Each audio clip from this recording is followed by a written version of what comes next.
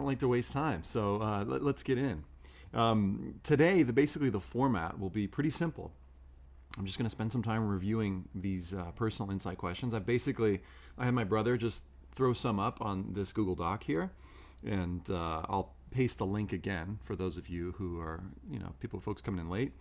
And I'm just going to be going through these kind of randomly and treating, each one as though I've never met the students, obviously, who have, submitted these, but just kind of going and giving you some sense of here's what I'm looking for, and, giving you tips and feedback. So hopefully this helps. Here goes. So this is for personal insight question 5. Describe the most significant challenge you faced and the steps you've taken to overcome this challenge. So keywords, significant challenge, and steps you've taken to overcome this challenge, and how this challenge has affected your academic achievement. So that's another part of it. So just in terms of a broad way of thinking, not broad way, it sounds like a funny way of saying it, but a general way of thinking about challenges essays. And by the way, someone has highlighted the entire doc. If you would do us a favor and not highlight that. So everybody just tap your screen once, and that'll get rid of that highlighting. It's got like a light blue highlighting. Thanks. So broadly speaking, it goes like this. The challenge, 2, what did you do about it? And this is like the, this is the, the second part, steps taken to overcome this challenge. How has it affected your academic achievement? Maybe academics comes in there. What did you learn through the experience? What did you do about it? Chances are academics, affected academics comes in here. But broadly speaking, I'd say that these are the 3 parts that you'll want to address in this personal insight question. So Natalie's first up. Natalie, thank you for sending in your essay. Let's take a look. What truly sets me apart from other students is my ability to be resilient. The summer before 9th grade, my grandfather had a stroke, and it left him paralyzed from the left side of his body. So I've noticed this is just one big paragraph, so I'm going to recommend that we just separate this into paragraphs so we can kind of see the separate parts of it. So, grandfather experienced a stroke. My grandmother always had heart complications and couldn't breathe most times without an oxygen machine. My mom would only pick me up from school and drop me off at home, another challenge, leaving me to be the prime caregiver and my grandparents and my sister, who is 5, younger than me. I had to adapt by tolerating. Okay, so now we're moving into what she did about it. So here are some challenges, and now we're moving into what I did about it. My grandfather succumbed to a stroke in October, followed by my grandmother in January to a heart attack. Okay, interesting. So here we've got, it seems like it's continuing the challenges. So I'm actually going to push this back. So I'll make a suggestion about this in just a second. But I just want to make a note that this is what I did about it. And it might be useful to bring this in, Natalie, just a little bit later.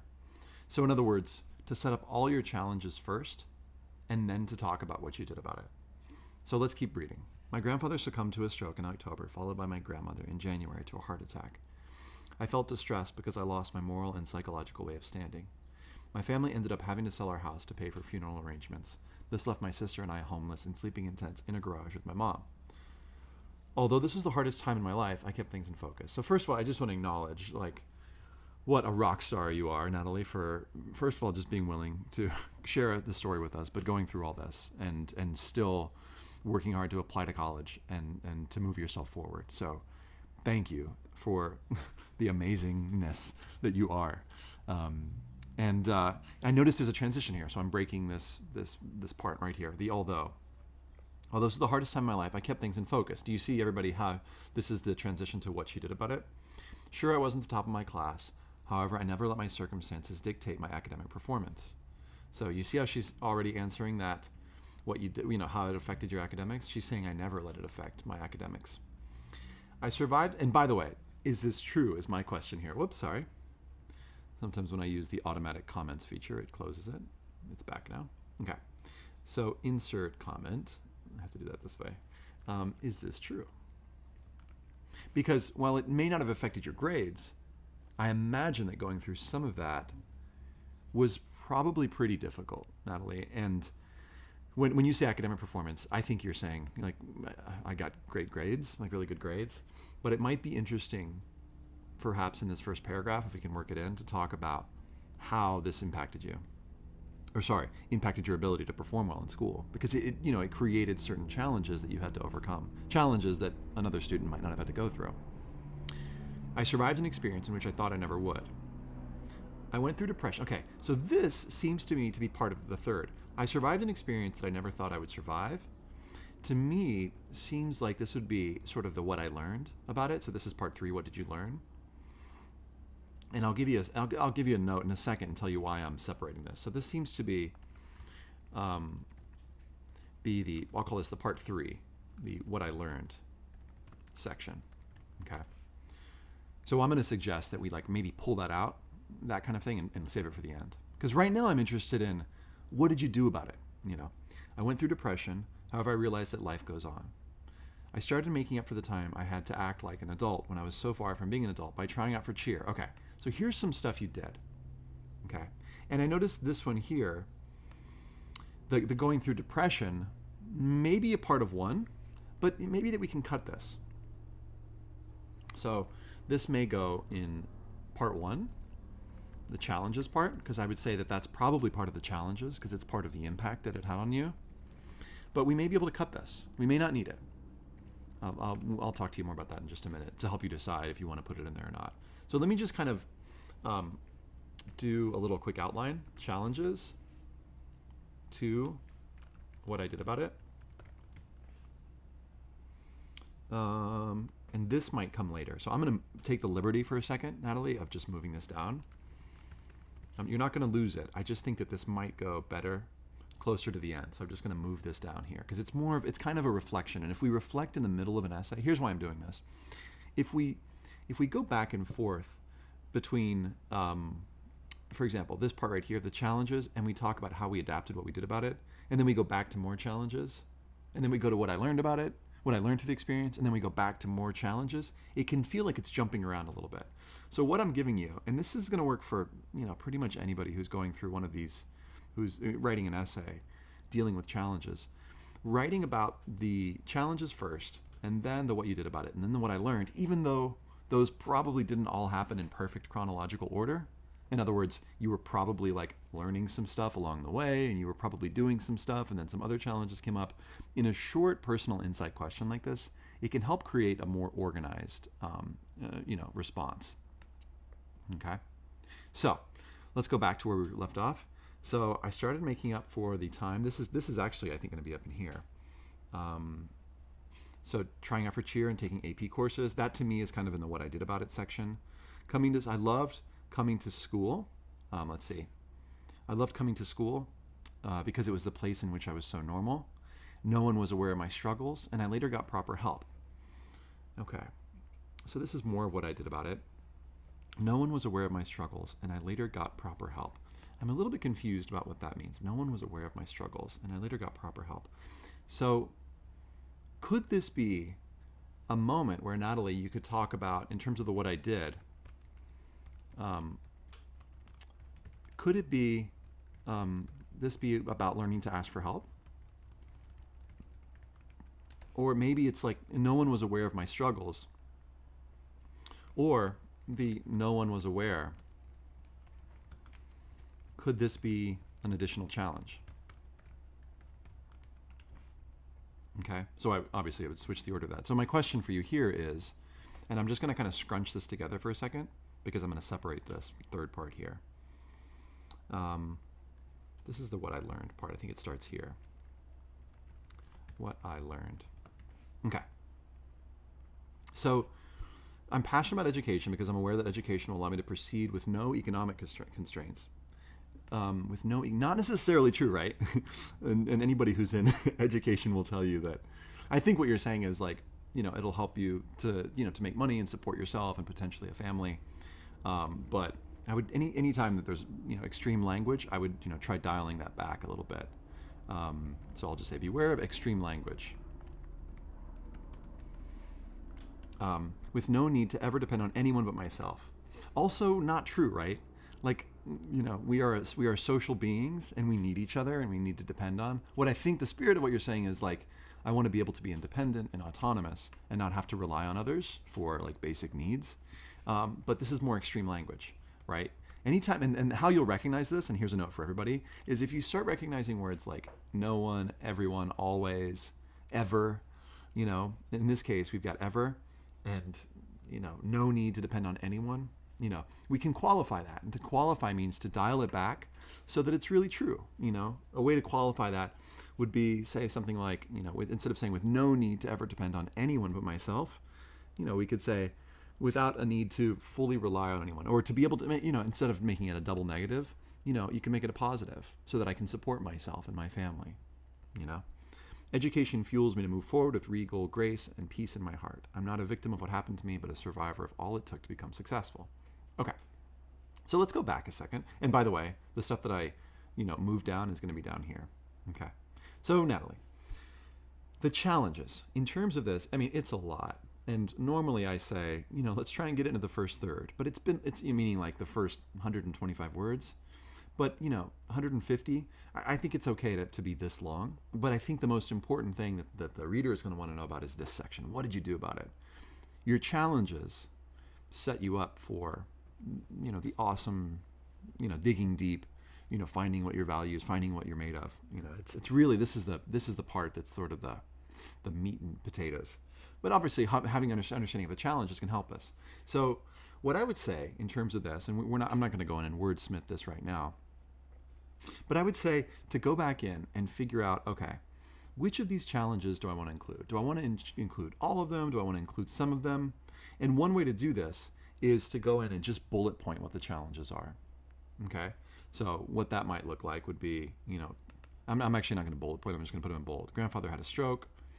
Grandma had heart complications. And here's another one, like the word always here. Grandma probably didn't always have heart complications, and I take that in the spirit of like she had heart complications for as long as you could remember, or as long as she could remember. But I would cut things like that. My grandmother had experienced lots of heart complications. Even if you said many or years of heart complications, that's qualifying it. My mom would only pick me up from school and drop me off at home. So here's another one, only, my mom tended to pick me up from school, or most days my mom would pick me up from school and drop me off at home. So understanding why that was a challenge, So mom would only pick me up from school and drop me off at home, leaving me to be the primary caregiver of my grandparents and my sister. Okay. So, you were left to be the primary caregiver of my grandparents and my sister. Let's see. So I had to adapt by tolerating 4 hours of sleep. So 4 hours of sleep, that could be another challenge in here. Grandfather had a stroke. Grandmother had a heart attack. Wow, so much. Okay. So this is a lot. And one way that you could do this is you could split this into 2 paragraphs, Natalie. And you could do the challenges. And so challenges 1A might be that. And then 1B might be impacts on me. Okay. So, the impacts on you might be, the depression. I felt distressed or depressed. I don't know that you need the depression here, honestly. But what I was going to say is separating this from this is going to turn this into a 4-paragraph essay where each paragraph is really clearly about one thing. So paragraph 1 is about the challenges. Paragraph 2 is about how that impacted you, how these challenges impacted you. Paragraph 3, which I'm labeling 2. Actually, let me do this. This will be less confusing. Challenges 1, impacts on me 2, what I did about it 3, and what I learned 4. Okay. Now, for the challenges, what I would say for this paragraph as a whole, and whoops, sorry, I did the comment feature again that minimizes it. Let me just fix that. Let me reshare that. There we go. Okay. So for this challenges paragraph, here are my tips. As I would say, basically, I want you to go through this, and I want you to tell this in a straightforward, mostly chronological way. Okay, it's going to feel like a lot. It's going to be like boom, boom, boom, boom, boom. But, that's probably sometimes what life felt like. And then here in the second one, how you felt, the impact on your family. This is another big impact. Sleeping in the garage with my mom. Okay, this is actually, I think this section is actually pretty good. I felt distressed because I lost my moral and psychological way of standing. This is a little bit unclear. I think this phrase, just rephrase it, because I'm a little bit unclear on what that means. I have some idea of it, but I'm going to suggest you just rephrase this. Okay? I like the rest of this paragraph. I think it works well. What I did about it. Although this is the hardest time in my life, I kept things in focus. Beautiful transition. I'm just going to mark this and say I love this. Because you start with the word although, really clear transition. Great transition. And then it sets us up that here's a new idea. Sure, I wasn't the top of my class. I never let my circumstances dictate my academic performance. I think you can cut this because it kind of undercuts like all the awesome stuff you did do. So I would cut this actually. I'm just going to make that note here. If you wanted to include in the impacts on me paragraph, maybe you could include how it made studying more difficult. Because I imagine that going through all this stuff, filled your brain and made it tough. So perhaps include a detail, one line I'll say, on how this impacted your ability to study, do homework, etc. Not whining, but just sort of answering the prompt, because they do ask, how did these challenges affect your academic achievement? And so it might be good to clarify it in there. Okay, so what I did about it. I started making up for the time I had to act like an adult when I was so far from being an adult by trying out for cheer and taking AP courses. Okay, so these are great things, but I'll bet you there's a big old list of things that you've done and experienced that could help you, that would give even a better sense of what you've done. So here's a little exercise I want you to do. I want you to Google feelings and needs exercise, college essay guy. Okay. This exercise will help you brainstorm more what I did about it. Stuff. Okay?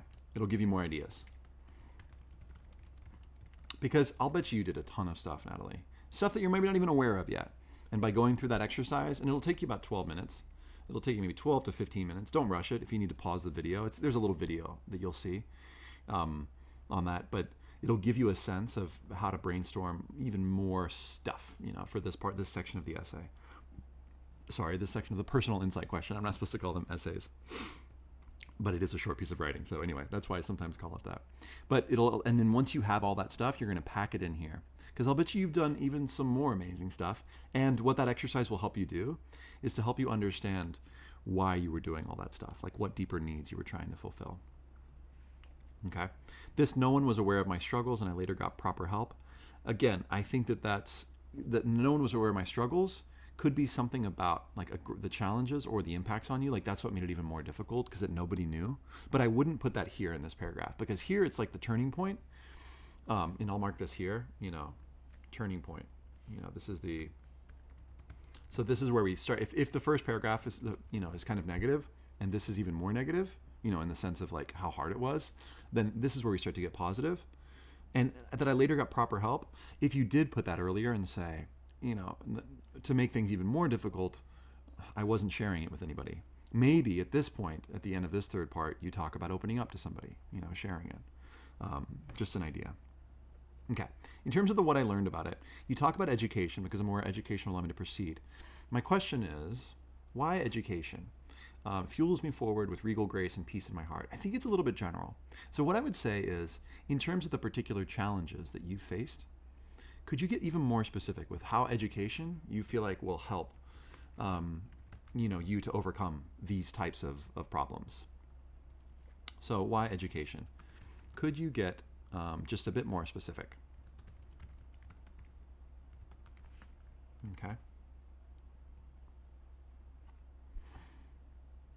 Okay.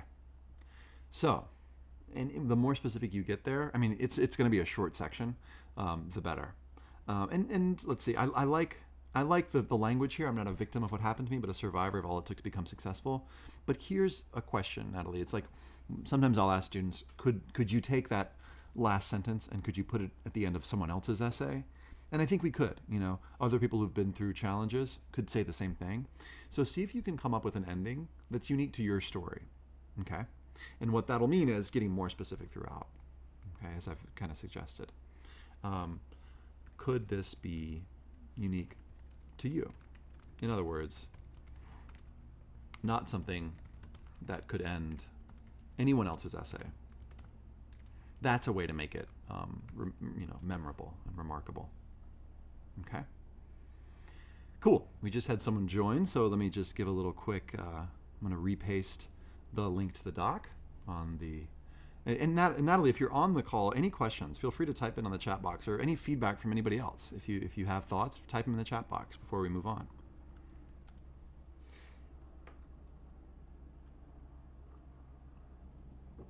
And that'll give me a chance to sip from my tea. I'm sipping echinacea, in case you wondered. My daughter has gotten me sick. Or rather, I got sick from her. It's not her fault.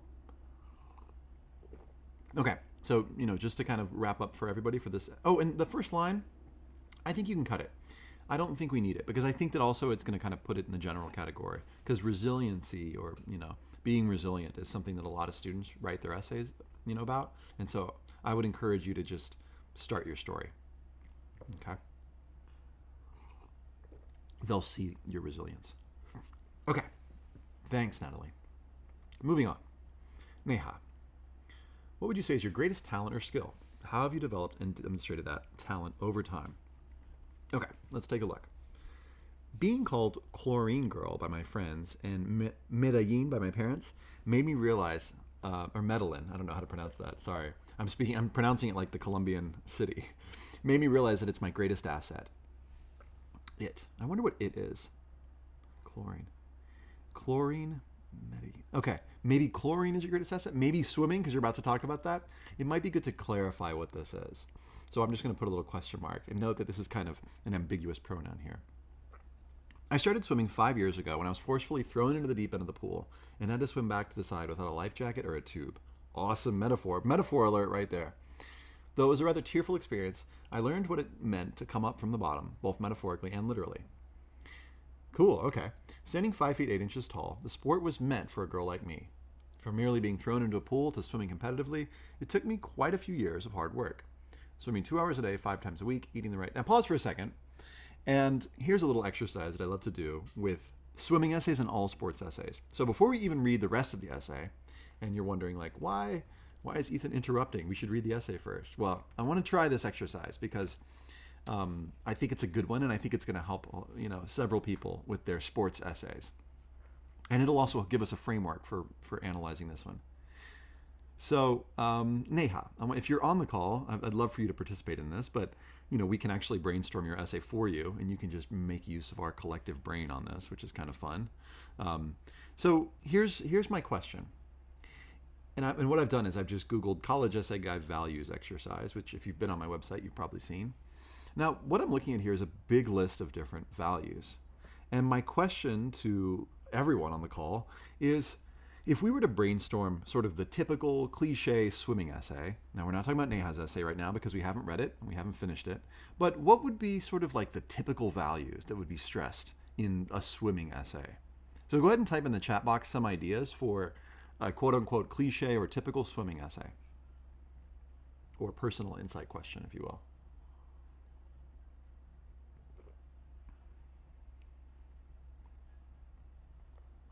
Overcoming adversity, self-discipline, hard work, someone else says hard work, competition,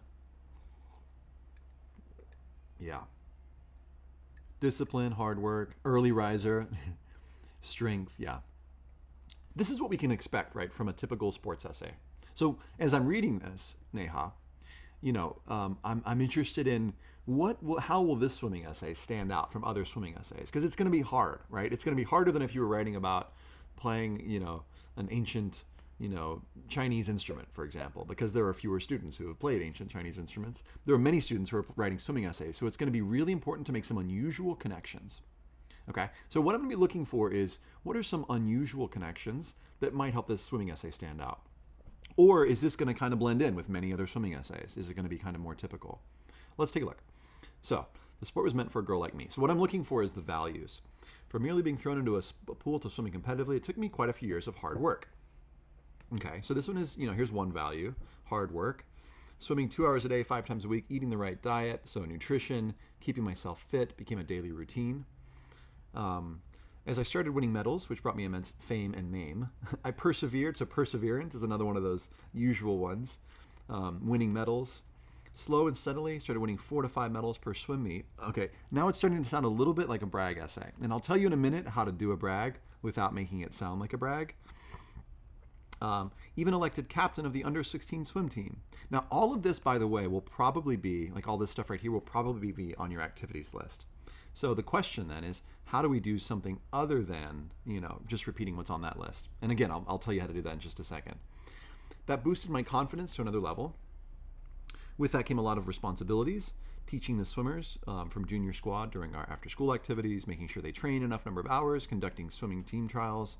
In order to further improve my friendship with the water, I went for a lifeguarding course. So I'm going to separate this because this seems to be about a new idea. And actually, being elected to the captain seems to be like, this is like the teaching paragraph. I went for a lifeguarding course where I passed all the tests, now a certified lifeguard. That's cool. I'm just going to mark cool, because I think this should definitely be in there. And first aider. However, I never let this disturb my daily schedule of studying or taking extra classes or spending time with my family and friends. The car rides to the pool were utilized and catching up on sleep I missed out on every night and focusing on planning my day ahead. Along with a few of my friends at school and my swim teacher, I also hosted, here's another idea, a charity swim at my swim wherein people put in some money on the swimmers of their choice to swim 25 meters, and this way we raised $59.75, which is then donated to the Census School of Special Needs Students. Okay, cool. So, Neha, you may already sort of be seeing that some of these values are somewhat predictable. Now, it's not bad, okay? I want to say that first of all, that it's not like wrong and you should rewrite the whole thing. But maybe you should rewrite the whole thing. So I want to give you two options, okay? So option A is to focus on usual values, but to express them with unusual language. I'll tell you about that in a second. Option B, find some unusual values, and we'll call these, I'll call these values / connections, because we're connecting them to different parts of, you're connecting them to different parts of yourself. And use unusual language. Okay. Also, I want to make sure, well, let me just tell you how to brag without sounding like you're bragging. And this is in my book, not because I'm selling my book right now, but there's a longer explanation there. But the short version is this. How to brag without sounding like you're bragging. Connect your brag to a value. What do I mean by that? Well, if you won, for example, there's an essay on my site about a student who went through a debate tournament, and she went through a process of having to learn to overcome her shyness. And the whole essay goes through like this huge struggle that she went through. And at the end, she wins this great award. But because we've been focusing on the value of her trying to gain her voice and find her voice, when she wins that award, what the award is it's the result of a lot of struggle, and it represents her finding her voice. And it's not just sort of like a brag that isn't connected to anything. It's kind of like when you're in conversation with somebody and they just randomly go like, oh, well, I'm a published author. And you're like, okay, that's kind of random. I didn't really, and you can kind of tell that they just kind of wanted to bring it up and say it. You've got to kind of make it in flow with the conversation. In other words, and you're the one in charge of the conversation because you're the one writing the essay, right? So we've got to make sure we've got something to connect it to. Oftentimes what we can connect it to is a value. Now, which value? Well, let's go back to option A and option B here. So you can focus on usual values and connections, but express them with unusual language. Now, what do I mean by that? Well, let's say you want to make this let's say you make this the hard work paragraph because you really want the reader to get that. Okay? Well, you can probably guess that, these are some of the trappings of other hard work essays and some evidence of that, And so what I would ask is, well, how did hard work look to you? Okay? So this is in terms of option A. How was your version of hard work different from other students? That's one. So I'm just going to put if option A. Okay. So if we go with this option A, what did hard work look like for you? Now, for many students, it's like push-ups and crunches. Okay, we get that. But maybe there was like some weird, cool training thing that you did. Maybe you slept in like 30-minute increments, as I think Einstein used to do, because you felt like that would help. Maybe you did that weird suction cup thing that Michael Phelps did. I don't know if that would be hard work. I don't know how much that hurts. Sacrificing for your sport. But what I'm saying is, if you can bring it to life with some unusual examples of hard work, then we can do hard work. But if it's sort of like the typical ones, like eating right, going to practice, it's like, yeah, that's, a lot of people have done that. So that's option A. Option B would be to take this values exercise, and how you get there, by the way, is just go to College Essay Guide Values Exercise, and you'll find this list. And to look at some of these and go, okay, are there some unusual things that I could connect to here? So for this, let's see. Let's just open it up to the listeners here. What's an unusual value that we can maybe connect to swimming that isn't currently being connected in the essay? Ooh, efficiency, says Dana. That's a cool one. Spirituality. Cool. Change and variety. Okay. You might want to write these down, Neha, because these would be interesting openings to paragraphs. But swimming has taught me most about efficiency. Ooh, okay. Now I'm interested in how has swimming taught you about efficiency? Now, if you're a swimmer and you spend a lot of time doing it, you can probably think about some ways that swimming has made you not only more efficient in the water, but probably more efficient in life. Spirituality. Is your connection, I'm just challenging you here, Neha, is your connection to the water so deep that it's actually spiritual for you? That would be interesting to read about. Change and variety. How has swimming brought change and variety into your life? Are there things that are monotonous about it and you have to kind of switch it up? Just throwing out some ideas. Someone else writes, freedom. How does swimming help you feel free? Now, if you kind of do the water is the only place where I feel free, that might be a little bit kind of like, I've seen other essays to do that, the water is my home. I think we've kind of seen that before. But any of these other ones, efficiency, spirituality, change and variety, and these are like the first three that came in. So what I would encourage you to do, and this is for anybody who's writing one of these extracurricular activity essays or personal insight questions, take a look at this list, or, you scroll to the bottom here, there are some blanks. What are some unusual connections or unusual values that you could connect? Because that's going to make for much more complex paragraphs. And by complex, I mean, it's going to be like, with some jokes, we kind of know how they're going to turn out, or some movies, they're kind of predictable. But some jokes, we don't really know where they're going. And then when the punchline hits us, it makes it really, really worthwhile, really sweet. So what you're doing is you're setting your setup, I love swimming, to, separate from your payoff because of these reasons, because of efficiency, spirituality. Wow, those are dynamic and give us something to sort of puzzle through and figure out through the paragraph. It's a challenge. It's a challenge to come up with these, and it's a challenge to make those connections, but it's really worthwhile, and I highly recommend it to anybody. So let me just give a quick framing device for thinking about all of your prompts.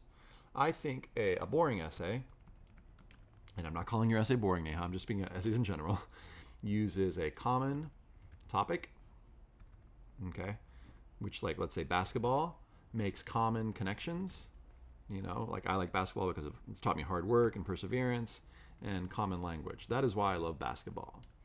But a standout essay, watch this. I take all this, copy and paste it. An uncommon topic, if possible. Uncommon connections like spirituality and efficiency, and uncommon language. Uncommon language could be poetic language, or it could just mean using some uncommon examples. So maybe you do have a common connection, but as I mentioned, some of the uncommon language might be, language that kind of catches our attention. It would take a long time to explain all the examples of uncommon language. I think we'll probably see a couple examples here in a few minutes, so I'll point that out. So this is my sort of framework for thinking about what separates boring essays from really standout essays. If you're writing about a common topic, it's all the more important to do uncommon connections. Okay, the more common your topic, the more uncommon the connections need to be, I think, in order to help your personal insight questions stand out.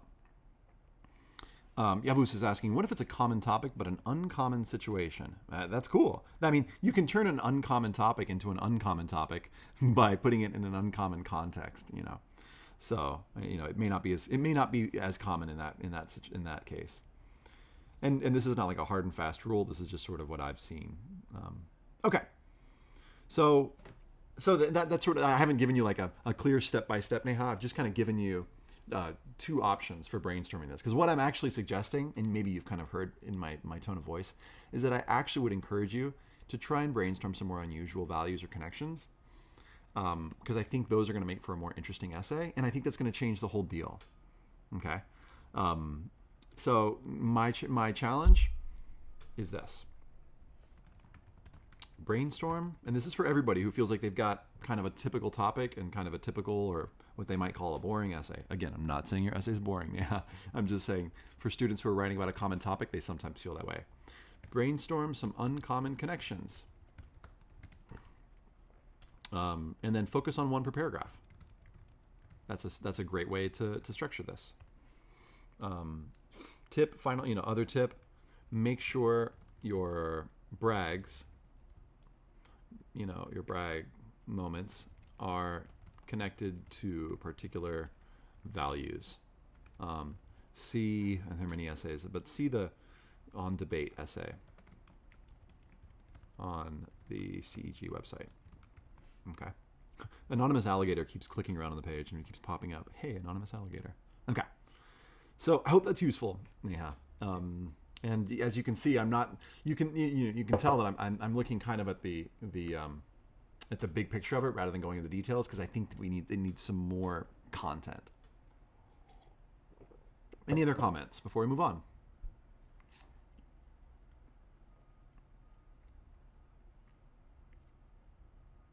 Cool. Jan says she loves this. Thanks, Jan. Good to see you. Okay, here we go. Wai Chung. Oh, we've got one more question from Yavuz. Would you consider not having a school team, basketball, and how you found alternate ways to fulfill your athletic passion? That's awesome. Yeah, that sounds like a cool challenges essay. Not having a school team and how you found alternate ways to fulfill your athletic passion. Yeah, that sounds like really cool. Go for it. Okay. Wai Chung, here we go. This is for the UC Prompt 8. What sets you apart from other candidates? What do you think of the Philippines? Senator Soto asked during a Senate hearing on my bill for naturalization. He was curious about what I, a soon-to-be Filipino, thought about this nation I called home after I expressed my desire to become a Filipino. The Philippines is a developing country. Every day I witness firsthand the nature of poverty due to a lack of education and access to opportunities. Gains from economic growth have yet to be realized by the poorest Filipinos. I know that the Philippines has many areas for improvement. Okay, at this point, I'm curious, because we're 2 paragraphs in, and I'm curious to know what will be the thing that sets you apart. Is it about being Filipino? And if it is, what I'll be curious to know is, what does this mean to you? So that's what and I haven't finished reading it yet, but is this what sets you apart?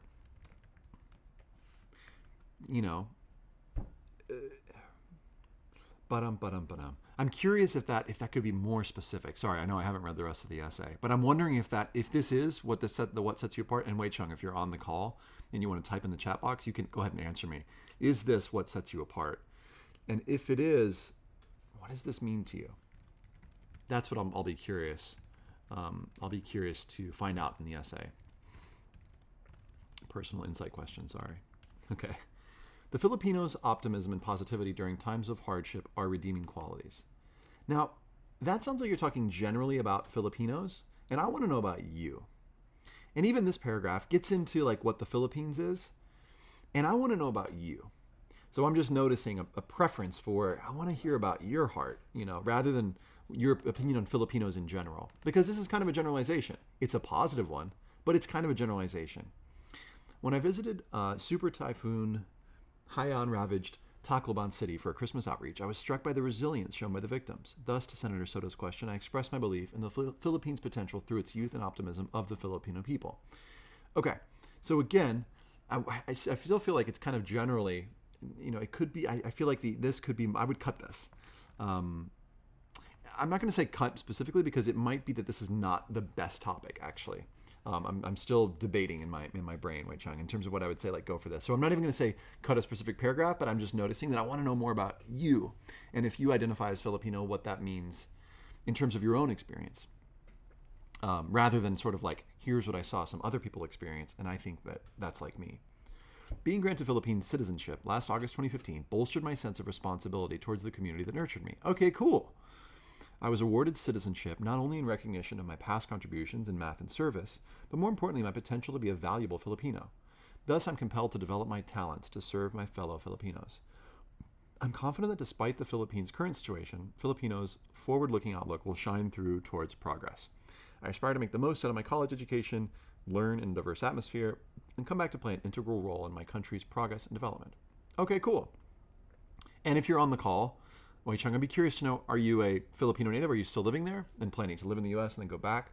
If you're on the call, let me know that, because that would help me in sort of.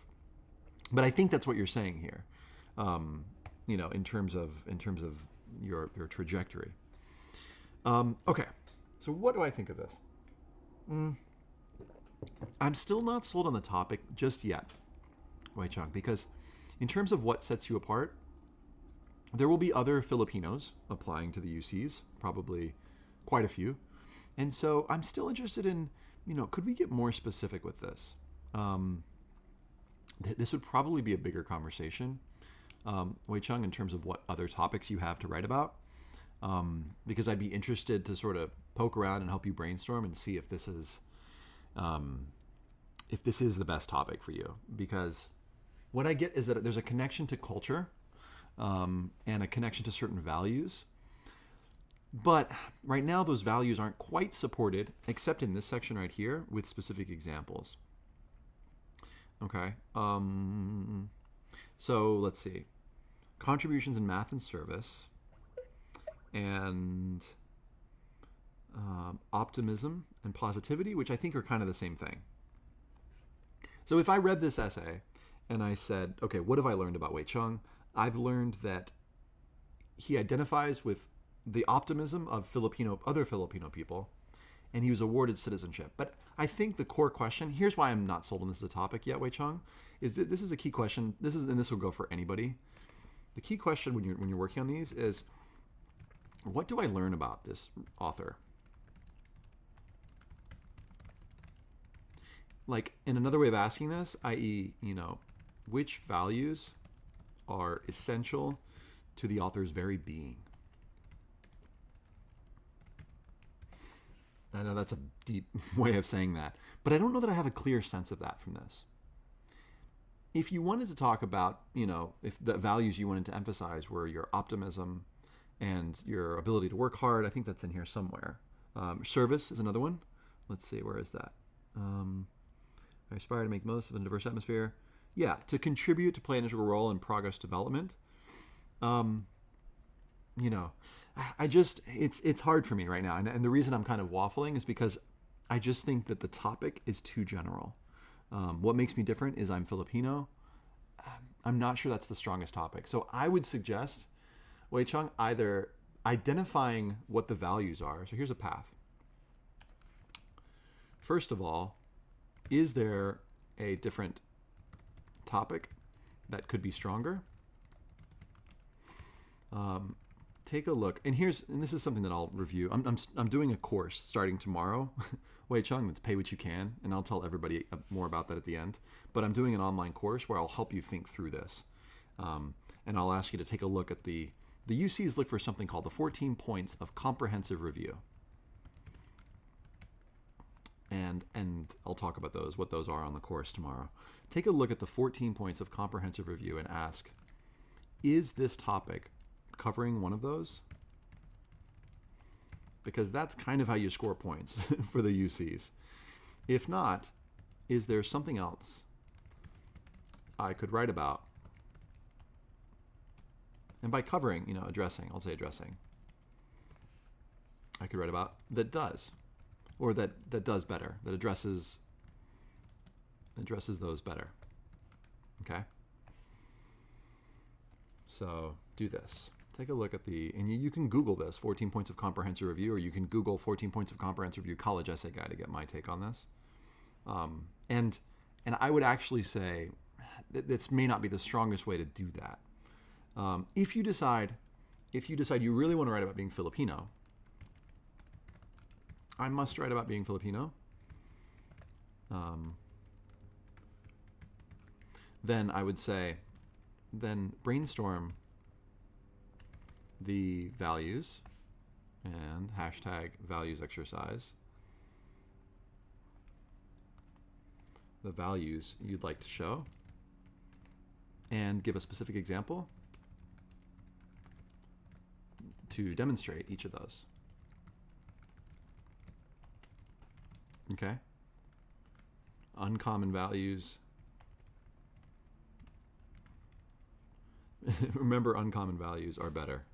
And by better, I mean they can sometimes be more interesting. I shouldn't say better. Uncommon values can be more interesting. Just a reminder of that. Okay? And the uncommon values thing will work for this too. So, you know, many cultures will say we are a hardworking culture, you know, but, you know, another, I don't know, it's hard to speak generally about a culture. That's why I don't think that this is necessarily a great topic. But if we were able to understand more culturally about who you are and why being Filipino is like core to your being, that's what I think this would need to show. And I'm just not getting what that is yet. The values will help. Okay. So path number 1 is this. Path number 2 is this. I recommend this one. I'm just going to make a little note of that here. Okay. Cool. Moving on, and I don't think you're on the call, Wai Chung, so I won't ask what you think because you didn't respond to my other question, so I'm guessing you're not. Okay.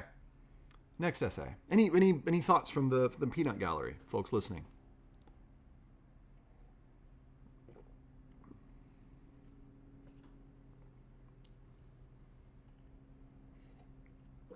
Nothing. Radio silence. All right. All good. Moving on. This is from Kyle. How have you taken advantage of a significant educational opportunity or worked to overcome an educational barrier you faced? Okay. Kyle writes, growing up in Silicon Valley, I've always told about how engineers shaped the technological world. I didn't really understand why engineers were so important until I started my freshman year of high school. My high school had just implemented its 4-year project Lead the Way engineering program. Okay, I want to point out that I think it's really good that Kyle, that you're, and let me know, Kyle, if you're on the call, I'm just curious, that as the reader is reading these, and, you know, the UC readers are reading at a pretty good clip, you know, pretty quickly, if you can identify early on what the opportunity is, that's a good thing, I think. And I'll say that's true for the others. So you noticed when I was reading Wai Chung's essay, it was hard for me to identify the what sets you apart thing. You know, a student that I worked with last year was like a juggler, and like saying juggling at the start is like, oh, okay, that's what that's what kind of, you know, that sets us on a path. You know, for this one, your greatest talent or skill, swimming, we get that pretty early on. And then challenges, you know, we start with the challenges. So in terms of just responding to the prompt, you know, I think it can be a good idea to sort of, you know, give the reader a sense of what the answer to the prompt is early on, and then to get more nuanced, more detailed. And you're doing that here. Okay, sorry, let me just refresh. Growing up in Silicon Valley, I was always told engineers shaped the technological world. I'm noticing the word always here. I noticed these extreme language examples and I want to cut them. I didn't really understand why engineers were so important until I started my freshman year of high school. My high school had just implemented its 4-year project Lead the Way engineering program. And at the time, I really didn't want to take what sounded like a second math class. But at the urging of my parents, I reluctantly signed on. Okay, cool. That's a good ending of a first paragraph. Okay? I'm noticing students are preferring to not use paragraph breaks. Why use a paragraph break? It just gives us a little bit of like a fade out. Reluctantly, I signed on. And by the way, this is a good opening to, you know, to have you resisting it is good. This is like classic monomyth, Joseph Campbell stuff. The hero is resisting the call to adventure. Okay? The first year class taught me what engineering really is at its core, problem solving. I explored this more when the second year class began building and designing robots, as well as coding. Coding was different for me, and it makes me curious, different from what? Just as I read this. Okay. By the way, problem solving is one of those common connections for engineering. So what I'm going to be looking for is like, are you, Kyle, in this essay, talking about problem solving in an interesting or unusual way? Because many essays that students write end up being about problem solving. A lot of times related to, engineering. Okay, it didn't feel like just another assignment. I could control a computer simply by typing. Even after we'd moved on from coding, I researched ways to learn on my own. Okay, so let's see. Different from, it wasn't just another assignment. I could control a computer simply by typing. I researched ways. Okay, so I think this could be a little more nuanced. I'd love to know more about how you mean different. Like, why did this resonate with you so much? What I'm getting is like, this was like your thing. It became your thing. Like if it was, what was it about it that made it your, I'll put it capital T, your thing? Even after we moved on from coding, I researched ways to learn on my own. I experimented with online tools such as codeacademy.com and even took a summer camp through ID Tech to further expand my knowledge. Great. UCs love to see this. I'll just say colleges. Well, I'll just speak for myself. I love to see this. I love to see, and I think colleges love to see, that you went above and beyond to go explore in other ways. That you went to great lengths to expand your knowledge. Expand, explore, etc. Okay. As I enter my third year of and that's a note for everybody, demonstrating what you've done to take yourself to the next level, awesome. As I enter my third year of Project Lead the Way program, I learned how to breadboard electronics. Cool, I don't even know what that is. This was interesting, but it didn't present the same freedom and fun that came with coding. Okay, this seems to be like a new idea. As I enter my third year of Project Lead the Way program, I learned how to breadboard electronics. It was interesting, but it didn't present the same freedom and fun. Do you guys notice the values here that came with coding? Okay, so this may give you a hint about what it was that made coding different. So Kyle, look to this when articulating what made coding different in paragraph above. Luckily for me, the fourth and final year of the PLTW program's final project is to design a product, build it, and take that product to market. During the initial stage of this project, I discovered what really interests me, the combination of technology, strategy, and entrepreneurship that is business. Cool. I ventured outside, so this is cool. I ventured outside the classroom to explore this new passion. Oh, nice. And even applied to and was accepted to an ASES Launchpad Entrepreneurship Program at Stanford University. Okay, cool. It might be that we separated here. Okay, cool. Project Lead the Way has taught me so much more than technical skills. It's taught me how to efficiently solve any problem I could be faced with. Project Lead the Way has given me the skills to analyze a problem, develop a solution, and carry out that solution in the most efficient way possible. But it's also helped me to recognize my passions. Okay, so I'm going to kind of say, let's break this up into what the different paragraphs are doing. So essentially, paragraph 1 is setting up the opportunity and the reluctance. So that's fine. Second paragraph is, here's what I learned. I learned that it's about problem solving. So it's about problem solving, but there's going to be something that you're going to say in here that's about, it's more than just problem solving. It's like this thing, like this became a thing for you. And this is where you'll really get into some of the values, some of your core values. Okay. As I entered my third year, it wasn't quite this. Design product and take it to market. Okay. During the initial stage, I discovered what really interested me, the combination of entrepreneurship that is business. Okay. So there's kind of like a transition here to business. You went to this program. And I think what we're going to need here, I'd love to hear a little bit more about what you learned and developed here. What did you learn? How did you develop? How was this a new thing? Or was this dun dun dun actually the same thing but in a different form? You see where that's a super leading question. I don't mean to write the essay for you, but you see where I'm going with that, Kyle? I think if there are any counselors on the call, you probably see what I'm saying there. So in other words, if you can identify from Project Lead the Way what you really loved about coding, Project Lead the Way and coding, and here are some hints, there's some freedom and fun maybe. Could it be that going into entrepreneurship was giving you that same experience or a similar experience of freedom and fun that you were able to access through coding, but in a level 2.0 way?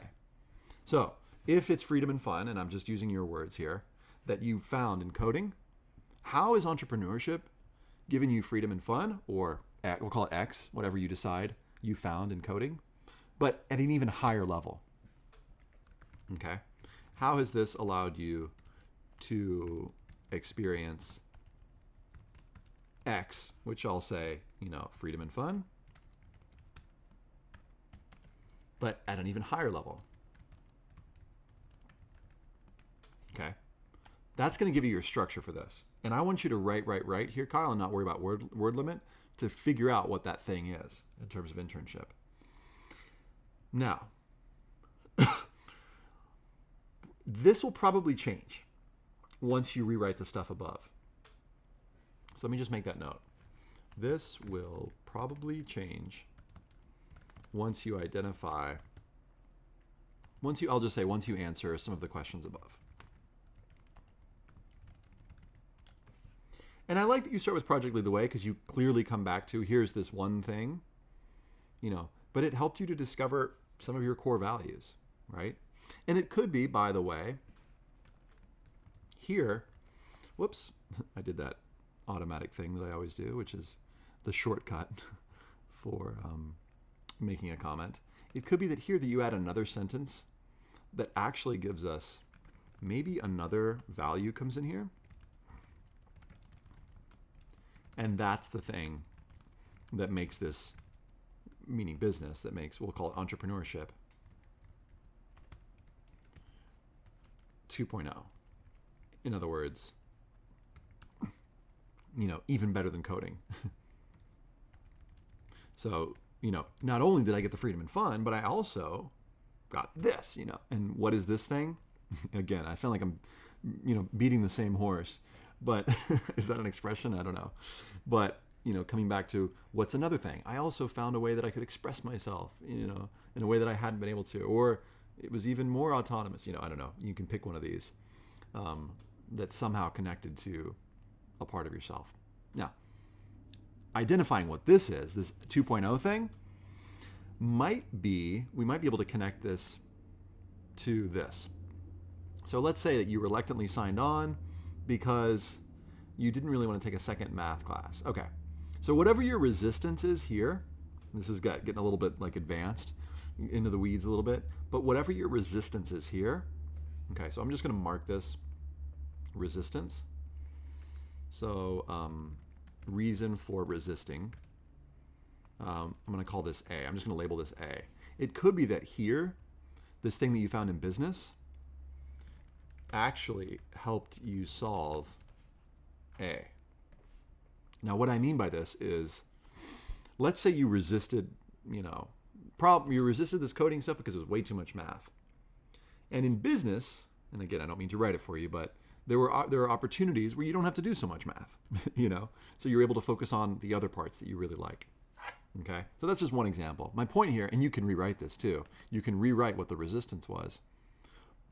But down here, what I'm trying to do is, if you set something up here, could you pay it off here later on? It'll give the essay a feeling of connectedness. Okay? Everything's up for grabs. And, so in other words, I'm not suggesting that you absolutely keep any of this. What I'm suggesting is that you go in and figure out, what was this really about? Like, what was this about you discovering? And then, see which parts of the essay you want to keep and which parts you might want to change. Okay. Any comments from the peanut gallery or for Kyle if you're on?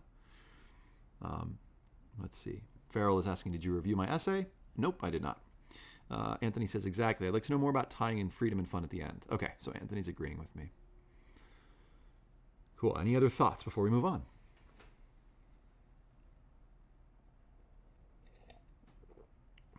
Someone's asking, should he have written more descriptively?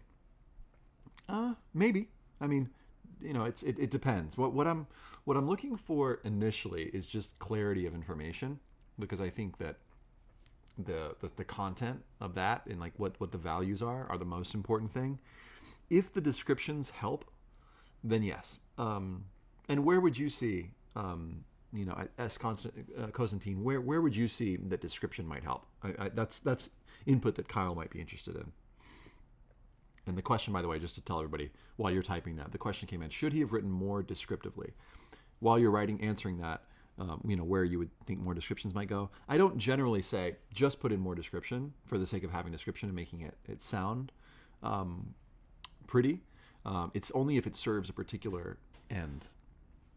So the typing came out a little bit strange as Cosentine the way you type that. Let's see. Is something about reluctance, for example. I'm missing that. So maybe you can retype that. His feeling of reluctance. His feeling of reluctance. Maybe. I mean, it just depends on what else we need to do in the essay. So what I'm looking at is kind of like the total word budget. And I would say, if description there will help us to feel the reluctance, maybe. But it may be that we just want to say, I was reluctant because of this. And that's sort of it. Someone else is asking, does it address the prompt enough? How have you taken advantage of a significant educational opportunity or worked to overcome an educational barrier phase? So I'm guessing this is a significant educational opportunity, and this is the project Lead the Way engineering program. That's a great question. Let's look. Does it answer the prompt enough? So not quite yet, and I've given notes about that, about how I think it could be clearer in here in terms of what really made this the thing. And also, I think that there's that segue to how Project Lead the Way actually led him to find business, which is kind of, summed up at the end. So I think that I do get a sense of, that this project did help to lead to other things. I think that there are some more content here that's needed, though. Okay. How do we access the Google Doc? I will repaste that really quick. Let me just put it in the chat box for anybody who just came in. Does taking part in math competitions count as an educational opportunity? Let's see. An advantage of a significant educational opportunity. Maybe. It might be sort of one of those more common things, though. And the question I would have is, like, is it a significant one? But what I would say, though, Farrell, I would say, in terms of math competitions, you could use that, especially if you're interested in doing engineering or something like that, and you could use the math competitions as an extension of your math studies and use it for a prompt. I forget which one it is, 5 or 6, whichever one is about the subject that you love. And you could use that, the math competitions, as sort of like evidence that you went beyond just studying math in class. You actually went into competitions, and maybe there are some other ways. So for me, this counts. Farrell is saying, for me, this counts as one of the rockstar extracurriculars that I wrote about once before. Okay, so if you've been if it's a rockstar thing, but still, and here's the thing, is that these prompts are interesting in that you can actually kind of set the reader's expectations. Now listen carefully what I'm saying here. You can set the reader's expectations with the prompt. Now what do I mean by that? Well, I was working with a student a few weeks ago who had some leadership stuff, but not a ton, and it was through, I don't remember the activity off the top of my head. Let's say it was MUN. And the MUN essay was coming along okay, but the leadership thing, I really wasn't getting it at a high level, because you're competing with students who are, and you're not supposed to compare yourself, but I'm just thinking of other leadership essays that I've read that are sometimes like just crazy off the charts leadership. And what I encouraged a student to do was to use the MUN experience, but for a different prompt, but to still include those leadership examples. And then what the essay is doing is it's doing double duty. It's answering whatever the initial prompt is. So let's say it's like a particular talent or skill or creative, quality that allowed that student to succeed in MUN, but is also showing some leadership skills. And all that leadership stuff all ends up being gravy. It's like bonus points. Okay. So when I say, so in this case, Farrell, to answer your question, the math competitions could represent significant educational opportunities, but I think it would be an extra super bonus in the math, how it's your academic subject of choice, essay. So that's just my thought. Gina asks, do you have an example of how a student takes your comments like this and then applies it to the next draft? Gina, I've got 300 examples, all on my Google Drive.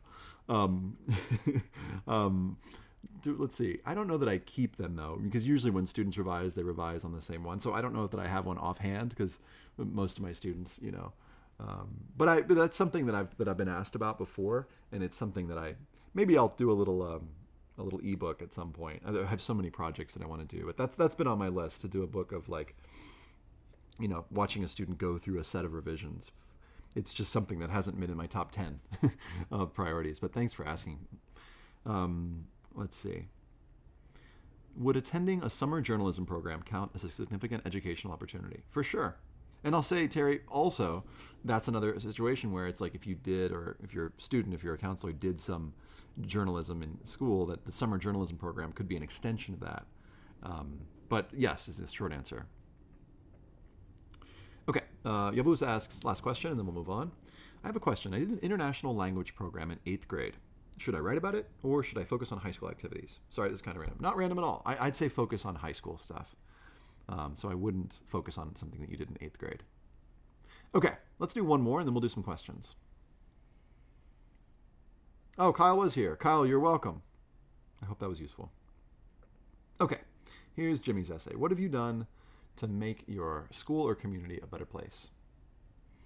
Since sophomore year, I've been trying my best to get involved in school and community activities because it was the best way for me to get a better understanding of my surrounding and make connections with people. Over the years, I think I've made some contributions to my school and community. Okay, we can cut this because it doesn't really tell us much, right?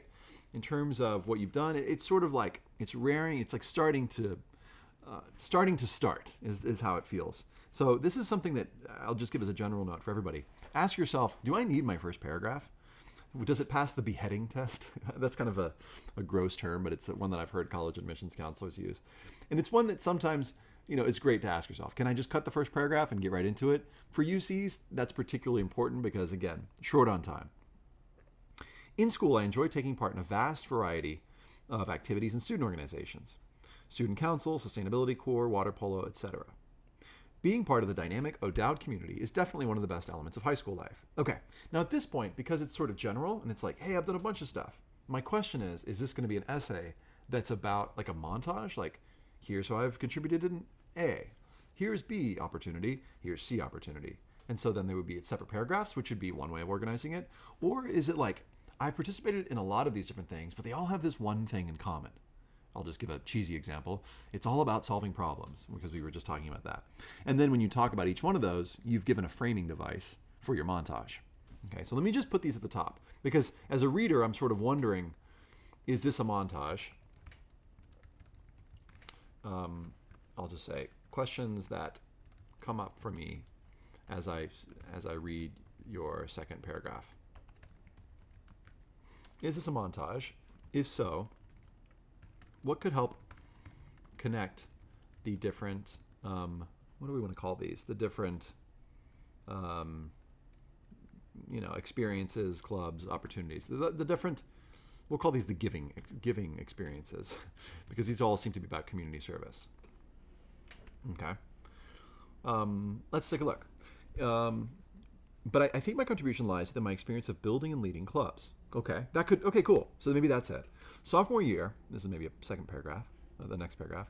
My friend Frank and I founded the programming club. Now, do you see how this could just like start the essay? Question, what have you done to make your school community a better place? Sophomore year, my friend Frank and I founded the programming club. Boom, right? Could we cut this too, I wonder? Because if you're going to talk about these things later, great. There's nothing, if we're going to talk about this next, there's nothing in here that there's nothing necessary in here, I don't think, to start right, to keep you from like just starting with this. So my comment here is, could we cut this too? Okay. We want to keep our word budget. Our words are precious. We started with less than 10 people. So because you can count them, it's going to be fewer than 10 people. That's just the little grammar guy in me popping up. We started with fewer than 10 people. Now it has almost 100 students involved. Awesome. Building something from nothing was hard. We spent weeks looking for teachers that could potentially be the club moderator. And luckily we found Mr. Maida. Now, do you see how chronologically it's jumping around a little bit, Jimmy? So it goes, we started with less than 10 people, and this is something that would go great at the end. Okay, so just think about this. Let's see. I'm just going to highlight everything that's about this. Dynamic place. I also lead the club. Okay. So all of this is about programming club. So let's make this the programming club paragraph. Okay, so my tip to you is to put this in chronological order. Okay. Put these events in chronological order. That may be obvious, but I think it'll help clarify things.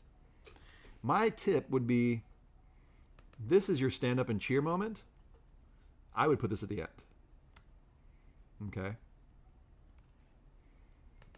Boom. This is like, I read this and I go, boom. Let me just make that note. This is like the, demonstration of impact. Demonstrates impact. Now, you don't have to put it as the last sentence in the paragraph. It could be that you put that kind of close to the end, and then you end this paragraph with the sense of like the feeling of accomplishment, made a more dynamic place, and expanding a brand new club. So let's say this goes here. We started listening. Some people now has become this here, which is like the sort of reflection. I think this could be a little bit more unusual or surprising, because this is, a bit surface level. Like a sense of accomplishment, a more dynamic place by building and expanding a brand new club. We kind of already know that stuff. What I'm interested in is how has the school become more dynamic? That might be an interesting insight. In a phrase, what I'm asking you is specifically,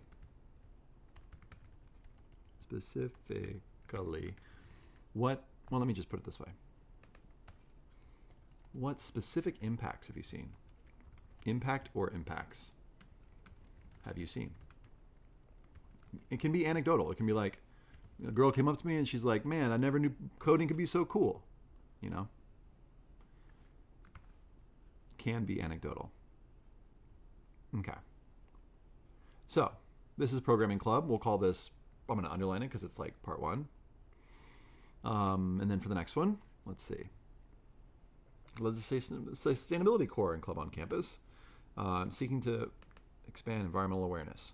A couple of my friends, we expanded into one of the biggest clubs with more than 300 students. This is amazing. You blew it up again.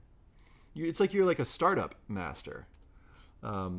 And this is, and again, I would put this, you don't have to put this at the end, but it's incredible.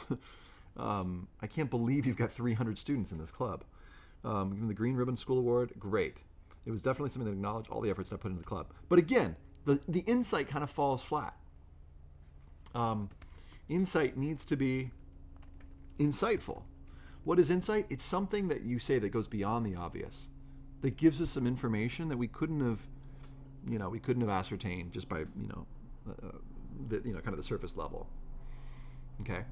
Now, this whole paragraph here, a lot of it's going to change and probably going to be trimmed short so that you can make a little bit. I'll say this too. Also, trim it to, how long is this? I have a sense that this could be like 125 to around 100. Trim it, also trim it to make more room.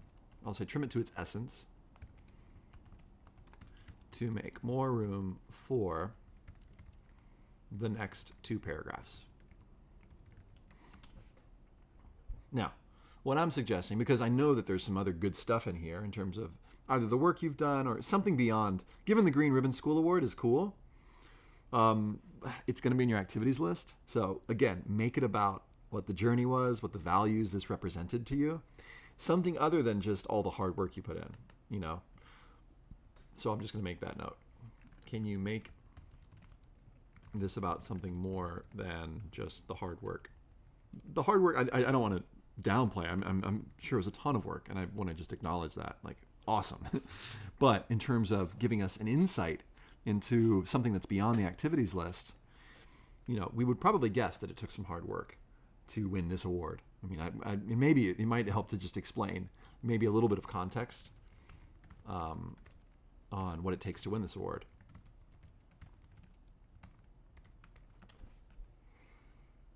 Okay. Outside of school, I also volunteer at a lot of social service programs, April Showers Homeless Shelter, Saints Food Bank, Boys and Girls Club, etc. I wouldn't put etc. I would say including others, because that sounds a little bit like, yeah, and there's some others. Over the years, I've made a lot of connections with the marginalized and realized how privileged I am. That further pushes me to serve as a volunteer, not merely for the service hours school requires. This is kind of a cliche of service essays. I would say focus instead. And this kind of, in this last sentence, as time passes by, I know by heart, I make a couple of happy faces every time somebody sees me as a volunteer. Could be something that's in somebody else's essay, so I would cut that. I would cut these and replace with particular values. Okay? Cut and replace with specific values you've gained. Okay? In these ways, I think I made my school community a better, warmer, and more dynamic place filled with more joy. You may not need this, because it might be obvious. This is sort of just referring back to the prompt. You may be able to cut this. Okay. Your words are so, I sound weird to saying, your words are so precious. What I'm saying is you're going to want all those words because you're going to want to expand on all the awesome stuff that this has taught you. I would, and then just a quick note to say, cut, etc. Just say and, before that. Or name another club. Okay, so just to recap my notes, Jimmy, I think you can start with this, programming club. Boom. Besides that, I lead this. Outside of school, I also volunteer this. And do you guys notice what I'm doing here? I'm highlighting the first sentences of each paragraph in bold. And you notice how they kind of flow together? Sophomore year, my friend Frank and I did this. Besides that, I also lead this. Outside of school, I also volunteer here. So that's how we know the structure is really working. That's what I would encourage you to do with your personal statements, your larger Common App ones, but also your personal insight questions. Can you read those first sentences and do they flow together? So you have a clear sense of structure. I think right now, this is probably an early draft, Jimmy, but I think that the insights are a little bit rushed and they haven't really been processed yet in terms of the big takeaways, And I think at the end of a great personal insight question, we can get 3 or 4 big takeaways. Okay, so let me pause for a second to take a sip of tea. Any other questions or, thoughts from you, Jimmy, or anybody else want to make any comments about this particular draft?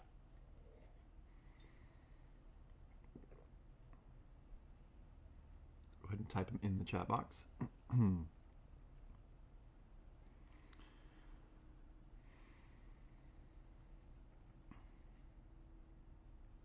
Okay, nothing coming through. Okay, we're going to take questions in a second. Give me just a few minutes. I want to tell you about this course that I'm doing that starts tomorrow. So let me actually want to show you the course guide for this. UC course guide. So this will give you a sense of what the course is going to cover. Let me just switch it over here so that you can see it really clearly. Okay, so look at your screen now if you're not looking at your screen, the one that shows my screen. So I'm doing a 3-day course, and let's see, there we go. And it's called How to Answer the New UC Application Prompts. And, as you can see, based on the prompts that the personal insight questions that we've been talking about today, some students need to just find new topics. And so that's what the first part will be. For session 1 is about how to find your 4 UC topics. I'll go over the 14 factors of comprehensive review. I've got some exercises to help you find really good, solid topics. And I've got a good sample essay that I'll talk about and analyze. That's Friday night, so that's tomorrow night, basically 24 hours from now. How to stand out on each of the UC personal insight questions. I'm going to go over each of the prompts, and I'm going to give you an example essay and analyze it. And for each one of these, I'm going to basically give you, a different whatchamacallit, what's the word I'm looking for? A different exercise that's going to help you do that. So let me give you a quick example. So, one of the exercises that I really love is called the BBS exercise. The BBS exercise stands for the best extracurricular activity brainstorm I've ever seen. It looks like this. And so I'll talk to you about how to go through and actually take your extracurricular activity, plot it out in such a way that's going to give you a ton of content, not just for this, but for other essays that you'll need to write that are similar. You'll get access to this. You'll get to see how that works. Another exercise that I'll talk about in terms of like how to write the creative essay is how to develop uncommon connections.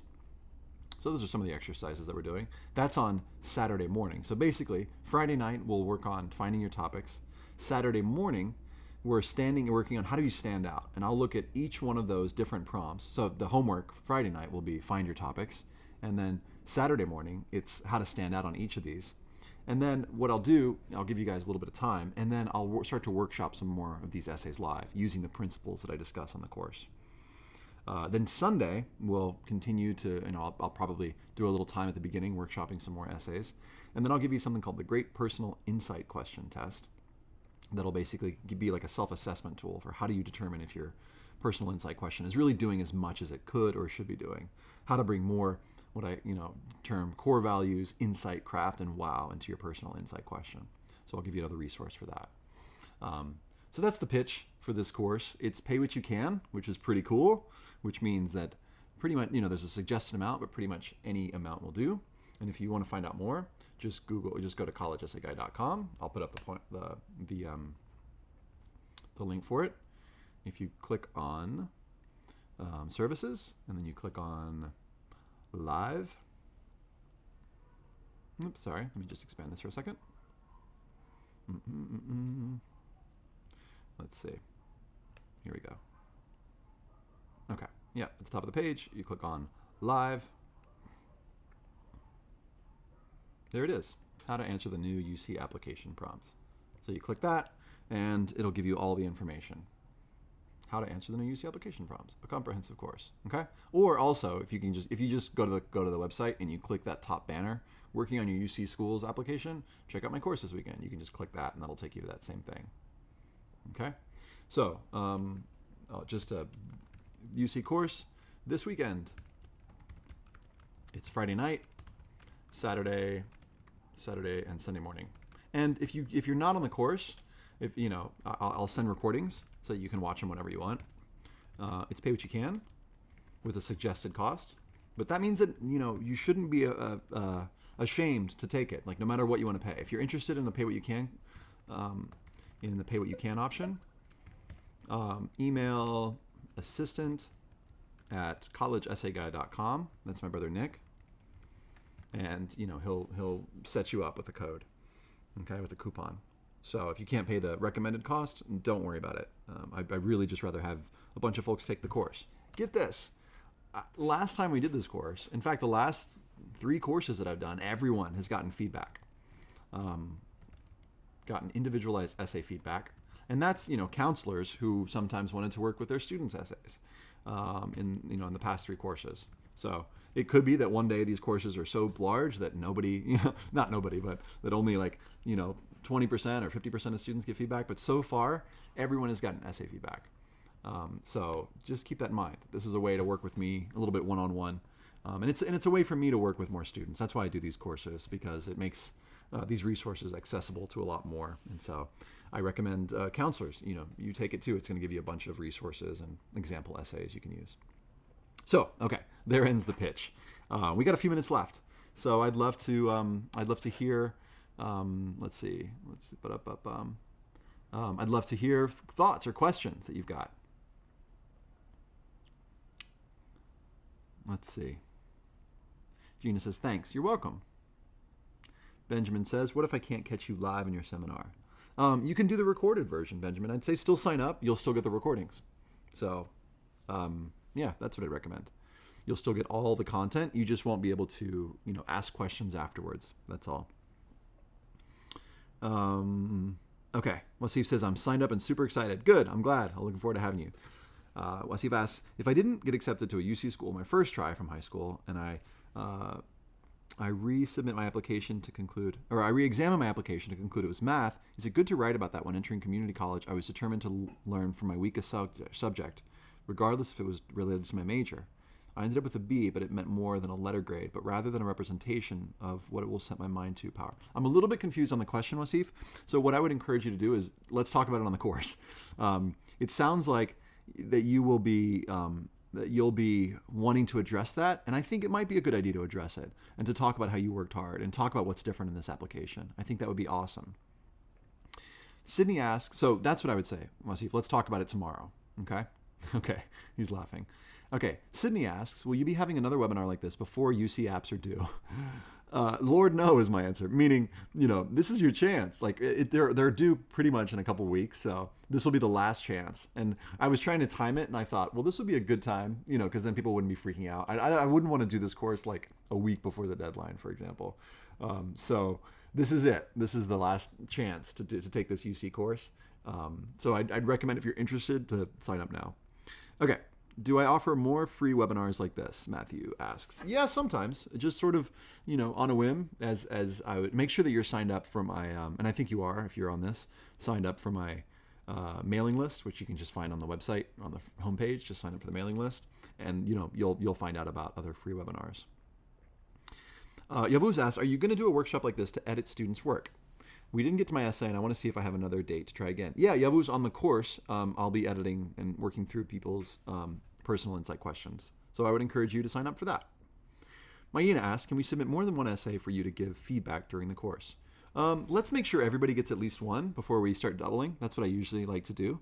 So I would say you can submit, but I would say pick when tomorrow or Saturday when I'm reviewing personal insight questions, just you'll submit one at a time, and then we'll make sure everybody gets seen at least once before we get back in line. Benjamin asks, can I get the recorded portion but still get in to listen in live when I'm available in the afternoon? Absolutely. That sounds like a great idea. Log in whenever you can, and then I'm going to send the recordings out each night to everybody.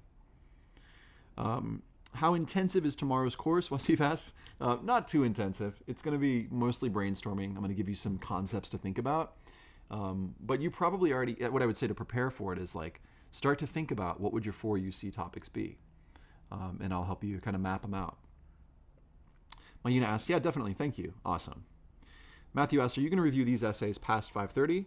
No, I will not be reviewing past 5:30 because my voice I need to preserve it for tomorrow's course, and I have a baby that I got to take care of, so I got to go in and take care of her. So, any other questions or comments before we wrap up?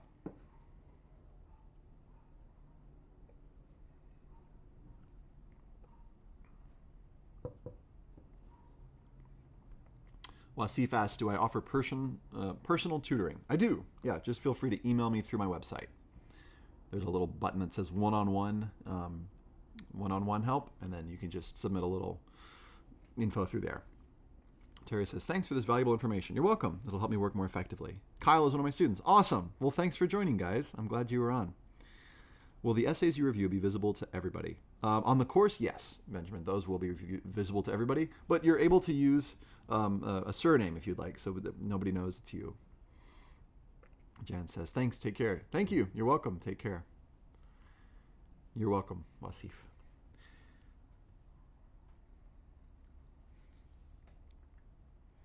Cool, Dana. I'm so glad. Dana says, I've got your book, and I found it inspiring and helpful this fall. I'm so glad.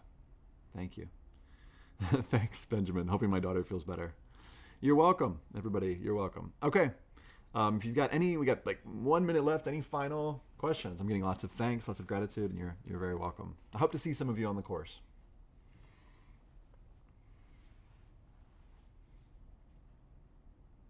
All right. No other questions coming in, so we'll call it there. Thanks so much, y'all. Have a wonderful evening. Bye-bye.